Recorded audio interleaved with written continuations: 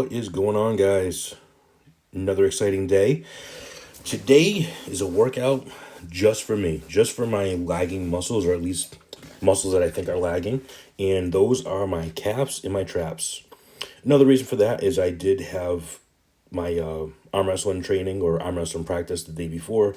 So whenever I do that, I mean, your arm's going through quite a bit of trauma. And if I'm going to do chest, shoulders, back, which I'm definitely not going to do arms, I don't seem to get as good of a workout the next day after practice. So I wanted to do two things that really didn't involve too much of my arms and my calves, of course. That's not involving any of it. So that's a big reason why I picked it. And it's a muscle that I want to see come up a bit more. I don't have small calves per se. They're just over 20 inches. But for the size that I am, they're a little bit on the smaller side. So I definitely want to bring those up. Quads, hams, I mean, they could use more definition, but they're good size and everything else. But my traps I want to bring up as well, just because I've always wanted to have that massive, thick upper back. When I see guys at the gym walking away from me and they just have boulders on their shoulders, that's what I want. So you have to work harder for what you want. And like I've said in the past, back days, shoulder days, I always do traps recently for the last few months. And now I'm adding in just a random trap day just because I felt the need, and that's it. So after the calf raises on the bent over machine, went over to simple old shrugs, keeping it pretty light. I think it started with the 70s, went to the 80s, and then to the 90s. I do have my wrist straps. Another reason for that is I did have arm wrestling practice the day before.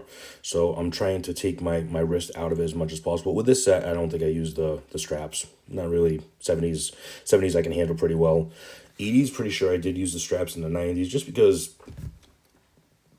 why fatigue my forearms even more when I'm trying to have them recover and I'm trying to get in the gym or get on the table as quickly as possible. So that's a big reason for the straps, and I can end up doing more weight. So with the shrugs, like I said, I want to build up my traps, and I don't do it like I used to in high school, where you just lifting your shoulders straight up to your ears and trying to get those peaks. I'm trying to get the overall thickness. So I'm doing a slight bend over, especially with my head and my shoulders going towards the mirror.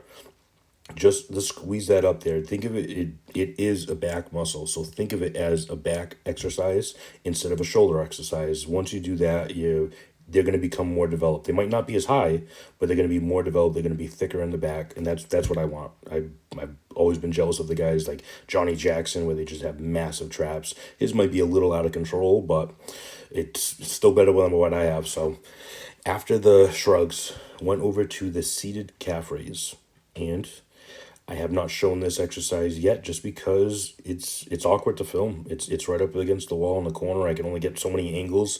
And not to mention, I mean, I'm sure pretty much everybody watching right now has used a calf machine like this. They might not have seen the bent over one or even the standing one, but pretty much every gym has this one just because it takes up less room. So that's why it's very popular, and it hits your calves a little bit differently when you're doing it standing, when you're doing it seated, and when you're doing it bent over. If you don't have a standing, go over to the Smith machine.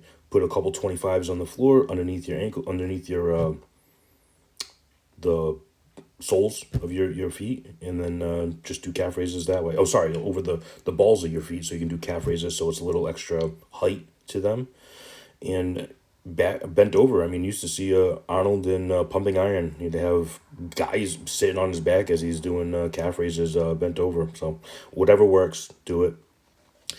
With the calf raises, I've said in other videos, you can have your feet straight ahead, pointed in, pointed out. You can do kind of like a pump where you do 3 quick reps, or you can do a squeeze at the top, or you can do a real big stretch at the bottom. I try and incorporate all of those just because that's what's going to get you overall development of your calves. Some people have really defined calves, or some have really thick on the inside, on the outside. If you do them all, you're just going to be that much more well-rounded. So that's what I'd recommend. Just see what works for you, and then just try different things, especially when it comes to the angles of your feet and the rep speed. That's very big. Most things, you want that contraction, but there are other things that the speed gets a good amount of blood pumping in there, and then you do a nice big contraction, and then that's even more beneficial. After that, upright rows with the Smith machine. Usually do the Smith machine or the cables. And with that, I just feel that it takes the swing out a little bit more than if I was doing standing straight bar, which I do standing straight bars, I do camber bars, I do quite a few different movements when it comes to the upright rows. But I feel that this works the better just because it keeps me in line. I'm just moving my arms up and down. Other things, that's a negative. So a lot of things you want to be able to have that free range of motion. With this, I don't feel it as necessary. But with the upright rows, I didn't actually get a chance to film it just because I was in a rush and I didn't really even realize I was going to do this.